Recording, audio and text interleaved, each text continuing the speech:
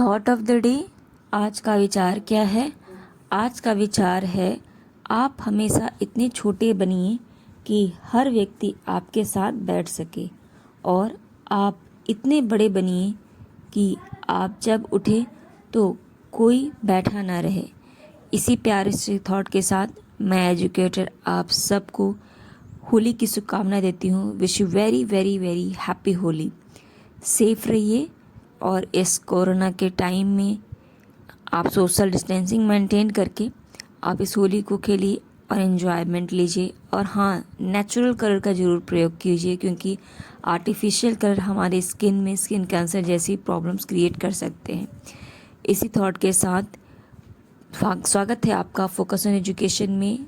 मैं एजुकेटर आप सबके लिए इंपॉर्टेंट फैक्ट्स लेकर आई हूँ, जो कि आपके कम्पिटिटिव एग्जाम में हेल्प करेगा। क्या कुछ ही खास, चलिए नज़र डालते हैं। दिन की शुरुआत इसी प्यारे से थॉट के साथ करते हैं। आज 29 मार्च 2021 है, और फर्स्ट वन क्या है जो हमारे एग्ज़ाम के पॉइंट ऑफ व्यू से इम्पॉर्टेंट है। प्रधानमंत्री मोदी ने किस देश के युवाओं के लिए स्वर्ण जयंती छात्रवृत्ति की घोषणा की है? तो आपको पता है, अभी पीएम मोदी हमारे बांग्लादेश के 50वें स्वतंत्रता दिवस के उपलक्ष्य में गए हुए हैं, तो वहीं पे इन्होंने लॉन्च किया है। तो ऑफकोर्स ये बांग्लादेश के लिए किया है। बांग्लादेश से आपको जो पॉइंट याद रखने हैं वो है, यहाँ से जो हम एक्सरसाइज करते हैं जैसे बोंगो सागर, कॉर्पेट और समृद्धि एक्सरसाइज। साथ ही साथ अब एक याद रखना होगा, फैनी रिवर पे हमने एक ब्रिज बनाई है, उसे भी याद रखिएगा, जो कि त्रिपुरा और किनके बीच में है? आपके त्रिपुरा और बांग्लादेश के बीच में है।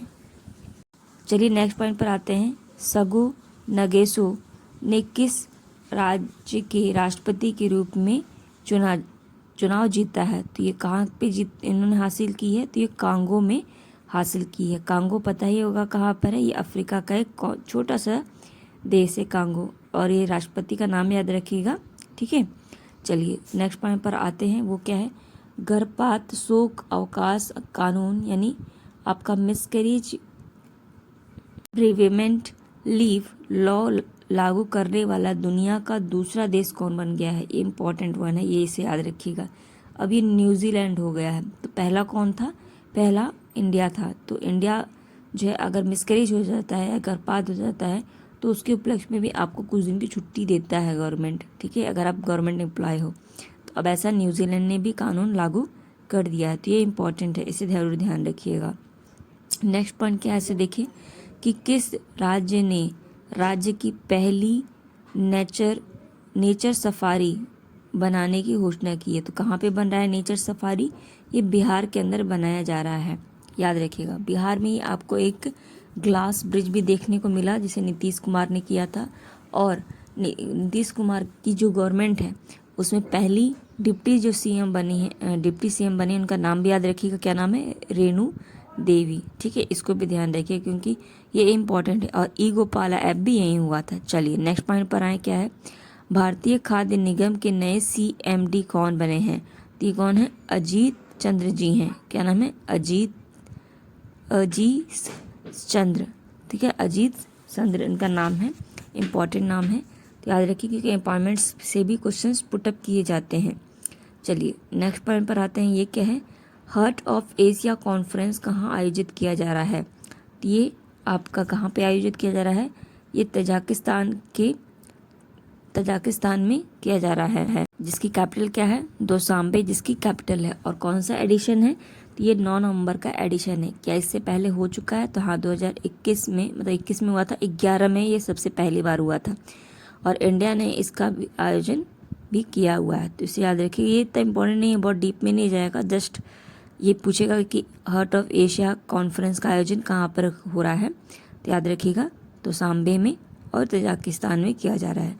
नेक्स्ट पॉइंट क्या है, देखिए, किसने खेलो इंडिया यूथ गेम 2021 में योगा आसन को शामिल किया है? तो ऑफकोर्स ये हमारे जो स्पोर्ट्स मिनिस्ट्री है वो ही करेगी। किरण रिजिजू ने इसको किया है, और कब होगा ये आपको पता ही है। चलिए नेक्स्ट पॉइंट पर आए। AAI के नए अध्यक्ष कौन बने हैं? तो कौन है ये? संजीव कुमार जी पहले इसके अध्यक्ष बने हैं AAI के। नेक्स्ट पॉइंट क्या है? किस राज्य सरकार ने सस्ती किराए की अवकाश योजना शुरू करने की घोषणा की है? तो अब यहाँ पे सस्ते तौर पर आपको किराए का मकान मिल जाएगा। और ये किया है यूपी गवर्नमेंट ने। और ये किस टारगेट को पूरा करने के लिए किया है? Housing for all. कब तक है? 2022 तक है। याद रखिएगा, टारगेटिंग जितनी भी है ना उन सबको याद रखिए, क्योंकि ये सब पूछे जाते हैं टारगेट्स कौन कितने हैं।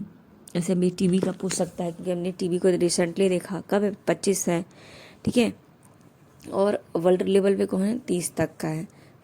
अभी यूपी से इतनी चीज़ें याद रखिएगा आप, ठीक है। चलिए नेक्स्ट पॉइंट क्या है, देखिए।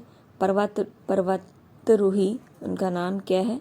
एक का नाम है डांस खिलेरी और अनु यादव ने किस सबसे ऊंची चोटी को 24 घंटे रुकने का रिकॉर्ड बनाया है? तो वहाँ पर उन्होंने चढ़ाई भी की और 24 घंटे रुकने का उन्होंने रिकॉर्ड भी बनाया। तो ये कहाँ पर है? तो ये किलिमंजारो में किया है, जो कहाँ पर है? आपकी तंजानिया के अंदर है, ठीक है। तंजानिया की सबसे ऊंची चोटी यही है, किलिमंजारो। और अफ्रीका की भी सबसे बड़ी चोटी यही है। ये इंपॉर्टेंट पॉइंट है, इसे याद रखिएगा। अभी रिसेंटली एक और लड़की ने भी किया था। तो ये तो नहीं पूछेगा पहाड़, इसकी लोकेशन से क्वेश्चन पूछा जा सकता है, कहाँ पर है, ठीक है। नेक्स्ट पॉइंट क्या है, देखिए। किसने भारत का पहला मार्केट कंसंट्रेशन इंडियाज लॉन्च करने की घोषणा की है? तो ये किसने किया है? अलर्ट इंडियाज ने किया है। इम्पॉर्टेंट है ये, ठीक। नेक्स्ट पॉइंट क्या है कि मध्य प्रदेश विज्ञान प्रौद्योगिकी परिषद ने किस राज्य को साइंस सिटी बनाने की घोषणा की? ये इम्पॉर्टेंट है। अब साइंस सिटी कहाँ बन रही है?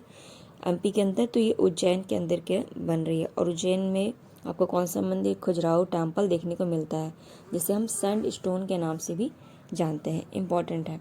यहीं पे आपको इंदौर देखने को मिलता है, जो कि नगर निगम और आपके स्वच्छता में टॉप किया है। आपको भोपाल देखने को मिलता है, जो कि जहाँ पे ई वेस्ट कॉलोनी आपको देखने को मिला। और साथ ही साथ यहाँ पे आपको रिवर रावी भी जगह देखने को मिला। रावी क्यों है इम्पोर्टेंट? क्योंकि यहाँ पे आपको एक पॉइंट और देखने को मिलता है कि सोलर पावर प्लांट जो है वो यहीं पर आपको देखने को मिलता है, तो इसे भी ध्यान रखिएगा। साथ ही साथ आपको फ्लोटिंग जो चार्जिंग है वो भी आपको ओमकारेश्वर डैम, जो कि नर्मदा नदी में बना हुआ है, वो यहीं पे देखने को मिलता है। तो इतने पॉइंट्स आपको एमपी से बिल्कुल रटे हुए होने चाहिए, ठीक है।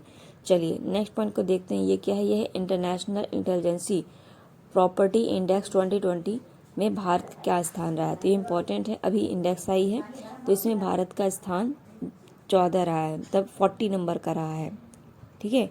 और इससे पहले 2019 में कितनी थी? तो अच्छी पोजीशन पे थे थोड़े, अभी नीचे हम गिर गए, 36 पोजीशन पे थे, अभी हम 4 पायदान नीचे गिर गए हैं।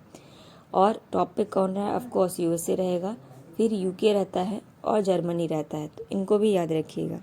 नेक्स्ट पॉइंट क्या है? किस नहर को एशिया महाद्वीप से अफ्रीका महाद्वीप को अलग करती है? ये इंपॉर्टेंट है, क्योंकि इस तरह के भी क्वेश्चंस पूछ ले जाते हैं, कौन से द्वीप जो है किसको अलग करते हैं। तो ये जो सुएज कैनाल है वो अफ्रीका और आपका एशिया कॉन्टिनेंट को अलग करता है, ठीक है। इसे ध्यान रखिएगा, ये सब क्वेश्चन पूछ सकते हैं। जैसे कि आपको हॉर्मोज स्ट्रेट भी पूछा जा सकता है, जो कि किसको किसको जोड़ता है? ओमान और आपका पर्सिया को जोड़ता है। ओमान की खाड़ी और गल्फ ऑफ पर्शिया को जोड़ता है, और किन दो देशों को अलग करता है? तो आपका ईरान और आपका ओमान को ये अलग करता है। तो इस तरीके से भी क्वेश्चन पूछा जाता है। जैसे आपका पाक जल संधि है, ये इंडिया और किसके बीच में? श्रीलंका के बीच में है, ठीक है। तो इन्हें याद रखिएगा। चलिए नेक्स्ट पॉइंट पर नज़र डालते हैं, और ये हमारा लास्ट पॉइंट भी रहेगा। ये क्या है? ये है the group Arabian Sea warfare exercise. America के अलावा और कौन सा देश भाग ले रहा है? इम्पॉर्टेंट है, ये याद रखिएगा ये ग्रुप का नाम। इसमें कौन कौन पार्टिसिपेट कर रहा है? बेल्जियम पार्टिसिपेट कर रहा है, फ्रांस पार्टिसिपेट कर रहा है, और आपका जापान पार्टिसिपेट कर रहा है। ये हो कहाँ रहा है? ये हो रहा है अरब सागर और ओमान की खाड़ी। तो आप जरूर एक बार ओमान की खाड़ी को लोकेट कर लीजिएगा, उससे कौन कौन सी कंट्रीज लगते हैं। यहीं पे आपको हॉर्मुज जल संधि भी देखने को मिलेगी, जो कि पर्सिया के गल्फ को जोड़ती है, ठीक है। तो ये थे कुछ इंपॉर्टेंट पॉइंट। आई होप ये वीडियो पसंद आया होगा। इसे लाइक कीजिए, कमेंट कीजिए, शेयर कीजिए। थैंक यू एस्पिरेंट, और again wish you very happy Holi.